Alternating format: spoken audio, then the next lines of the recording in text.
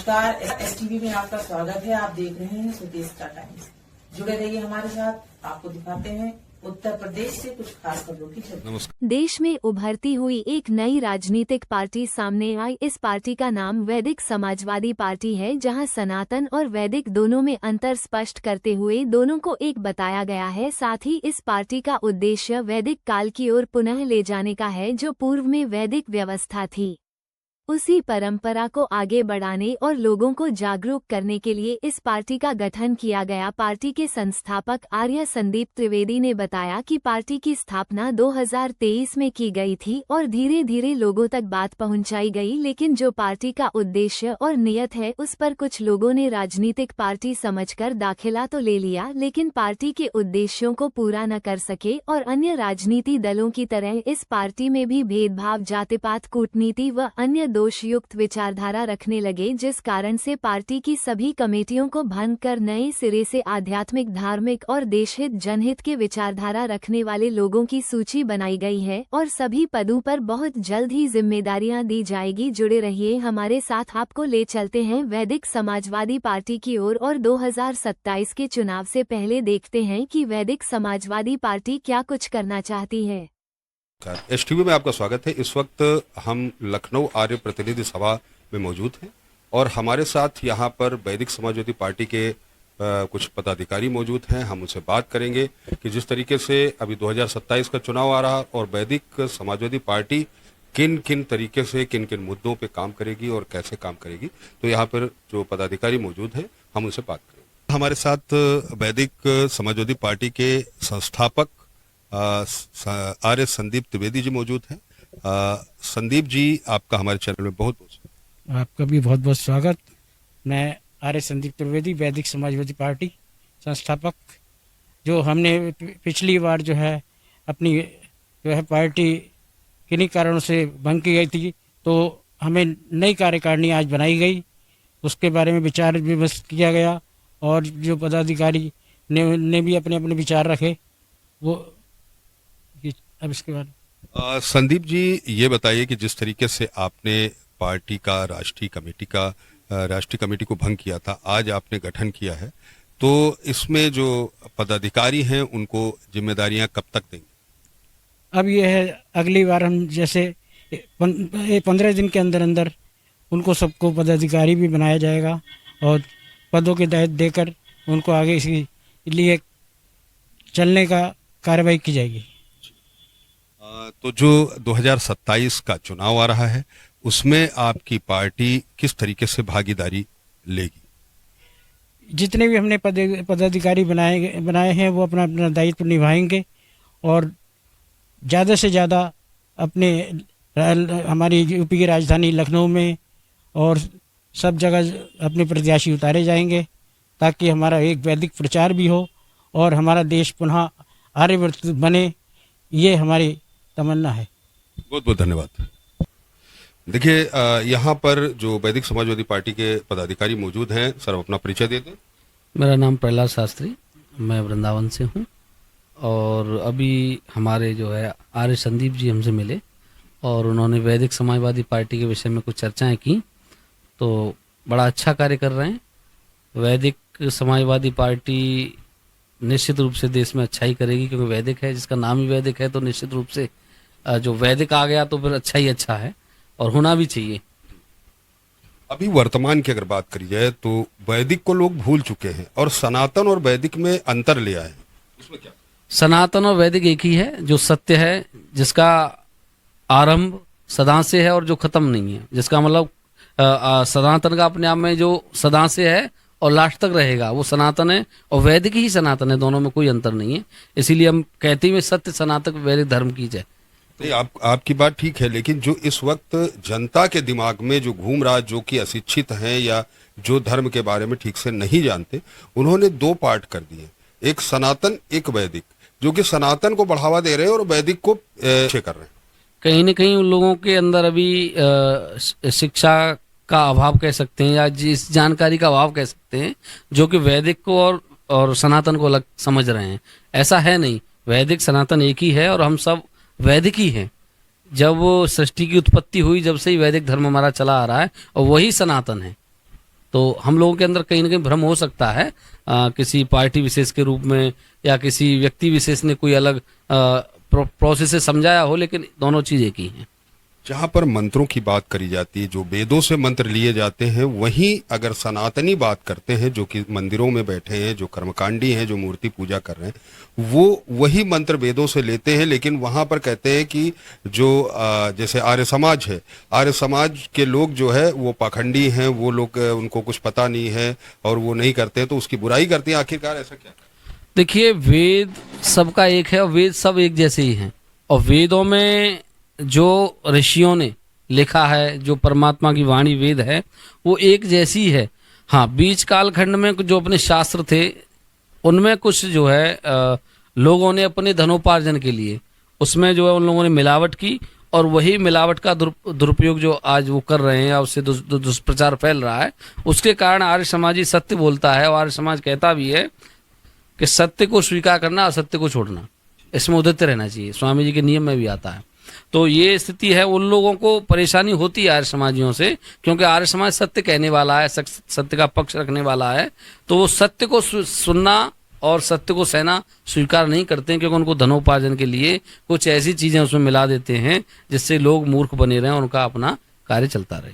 जिस तरीके से वेदों में कहा गया कि 4 जातियां हैं, 4 वर्ण हैं, यहाँ पर जो जातियों की आजकल बात करी जा रही, जातियों को लेकर के पूरी तरीके से राजनीति सक्रिय है, तो इसमें वैदिक समाजवादी पार्टी किस तरीके से काम?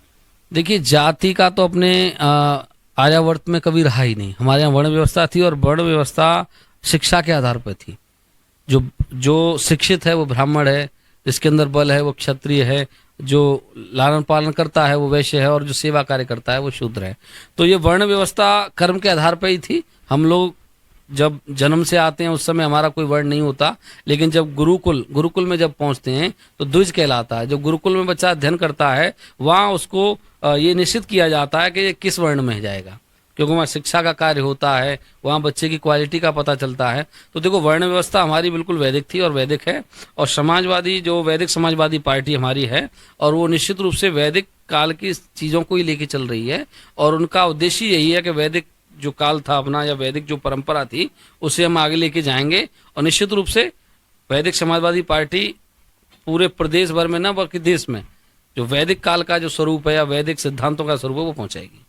जिस तरीके से अभी 2027 का उत्तर प्रदेश विधानसभा चुनाव आ रहा है, उसमें वैदिक समाजवादी पार्टी किस तरीके से अपना हिस्सा लेगी?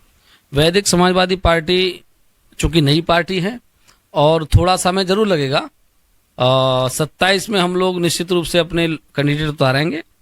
परिणाम क्या होता है उसके विषय में हम नहीं कहेंगे, क्योंकि नई पार्टी है और उससे जो है लोग जुड़ भी रहे हैं। तो लेकिन आने वाले समय में एक विश्वास है कि ये समाजवादी, अपनी वैदिक समाजवादी पार्टी एक अच्छे कीर्तिमान स्थापित करेगी और देश में, समाज में एक अलग जो है अपनी पहचान बनाएगी और लोगों को उसका लाभ भी देगी। देखिए, यहीं पर आचार्य श्रीवेंद्र जी भी मौजूद हैं, जो कि वैदिक समाजवादी पार्टी से हैं। हम उनसे भी बात करेंगे। शिवेंद्र जी, आपका हमारे चैनल में बहुत बहुत स्वागत। जी नमस्ते, मेरा नाम आचार्य शिवेंद्र है। शिवेंद्र जी, बताइए कि जैसे अभी आपने बताया कि जिस तरीके से वैदिक समाजवादी पार्टी 2027 में सक्रियता करेगी, तो अभी अगर बात करी जाए कि उत्तर प्रदेश में जो चुनाव आ रहा है, उसमें कितनी सीटों पर वैदिक समाजवादी पार्टी चुनाव? अभी इस विषय पे हम बैठ के अभी सभी पदाधिकारी, एक राष्ट्रीय लेवल पर हमारी मीटिंग होगी और क्या स्थिति रहती है उस विषय पर हम बैठ के मंथन करेंगे, चिंतन करेंगे। उसके बाद हमारी ये विचार करेंगे कि हम कितने कैंडिडेट उतारेंगे, किन किन सीटों पर उतारेंगे। जिस तरीके से इंडिया गठबंधन और एनडीए गठबंधन दोनों की अलग अलग है, तो आप क्या किसी के साथ है, इंडिया के साथ है या एनडीए के साथ है, या इंडिविजुअल अलग से? नहीं, हम अलग से ही लड़ेंगे, हम किसी के साथ नहीं। हमारी एक विचारधारा अलग है जो अपनी सनातन को लेकर चलती है, मानवता को लेकर चलती है, एक राष्ट्रवादी विचारधारा, उसको हम प्राथमिकता रखते हैं, उसको लेकर हम आगे बढ़ेंगे। जी, अभी जिस तरीके से जो मुद्दे हैं, वो मुद्दों, जो मुख्य मुद्दे हैं, उन किन किन मुद्दों पे आप चर्चा करेंगे? हमारे मुख्य मुद्दे रहेंगे कि हमारे देश के युवा में राष्ट्रीय चरित्र का निर्माण हो, ऐसी शिक्षा नीति लागू की जाए और ऐसे आयोजन लागू किए जाएं कि हमारे देश का युवा अपने आप को समझे, अपनी राष्ट्रीयता को समझे। हमारे देश का युवा मुख्य धारा से भटक रहा है, इसलिए आप देख रहे हैं बहुत ऐसी विचारधारा जो देश टूटने के नारे लगते हैं, उसमें कहीं ना कहीं हमारे राष्ट्रीय चरित्र का जो निर्माण का अभाव है, इसलिए देश विरोधी नारे हमारी नई देश की सेंट्रल यूनिवर्सिटियों से लगते हैं। तो हमारी पार्टी का मुख्य उद्देश्य है कि राष्ट्रीय चरित्र का निर्माण करना देश के युवाओं के अंदर। अभी निवर्तमान सरकार के विपक्षीय जो दल हैं वो लगातार दो मुद्दे एक बड़े उठा रहे हैं, एक तो पेपर लीक का, दूसरे जो मंदिर चढ़ावा चोरी, उसमें क्या कहें? वो मुद्दे ठीक हैं, क्योंकि आज के समय में पेपर कोई भी पेपर ठीक तरीके से नहीं किया जा रहा, इसमें युवा भटक रहा है और परेशान भी है, चिंतित भी है। तो इस विषय पर भी काम होना चाहिए।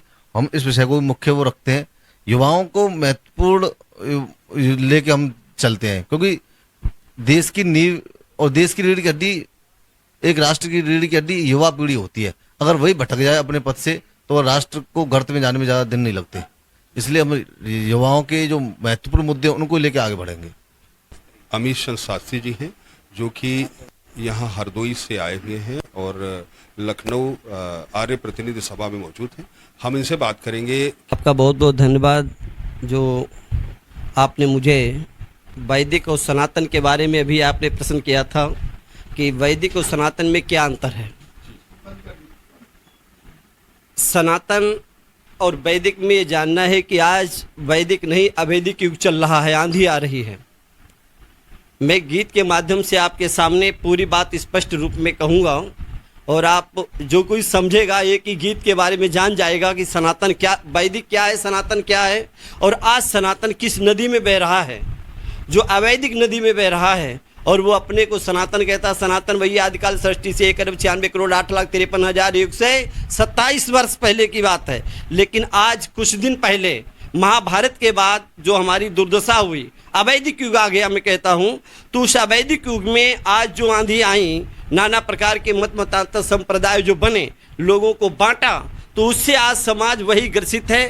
उसका परिणाम हमने देखा होगा कि 10वीं सदी में मोहम्मद गजनवी आया, उसने पहला एक मंदिर तोड़ा जहाँ 1600 पुजारी से 200 मलिच्छ है। उन्होंने कहा बस तीसरा नेत्र खुलेगा, सब कल्याण हो जाएगा, सब नष्ट हो जाएंगे। लेकिन ऐसा कुछ नहीं हुआ। एक मंदिर ने तोड़ा।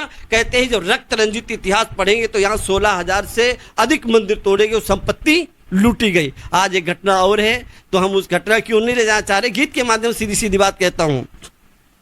धर्म वैदिक आर्य नाम, एक ईश्वर की करे उपासन रोज सवेरे शाम।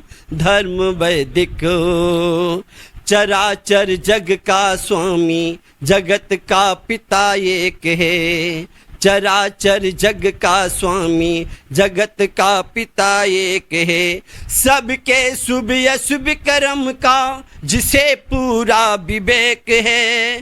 पृथ्वी और सूरज तारे, चंदाया का शुभ नाये। सत्यार्थ प्रकाश के अंदर अनगिनत नाम गिनाए। मुख्य नाम है ओम प्रभु का, जो है सुख का धाम।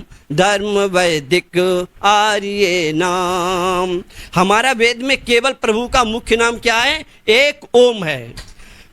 सबके शुभ अशुभ कर्म का, विश्व के सर्वेश्वर का एक ही संविधान है। पूरी सृष्टि का आज विश्व की लाइब्रेरी में पूछा जाए सबसे पुराना ग्रंथ का नाम क्या है तो आपको ऋग्वेद लिखना पड़ेगा।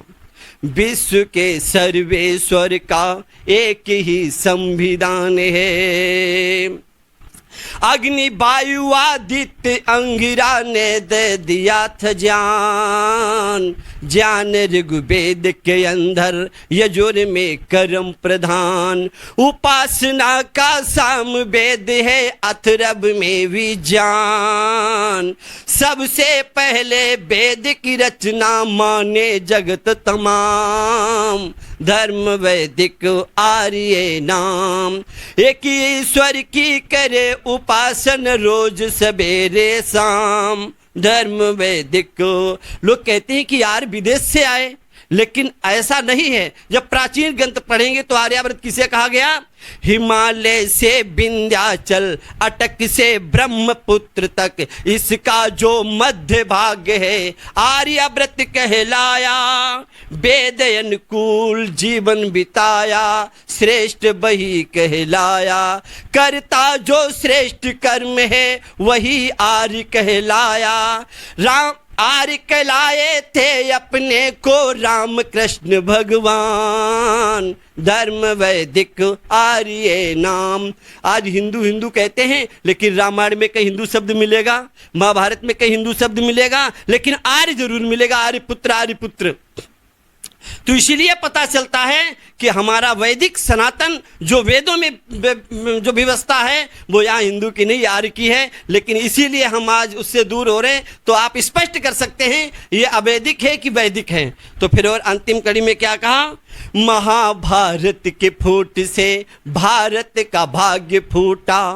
महाभारत के फूट से भारत का भाग्य फूटा। अंधविश्वास में पड़कर कर्म से नाता टूटा। रक्षक सोमनाथ है निकला ये विश्वास झूठा। महमूद गजन भी बने सभी मंदिरों को तोड़ा। अपनी गलती समझ नरेश ये पाखंड का परिणाम।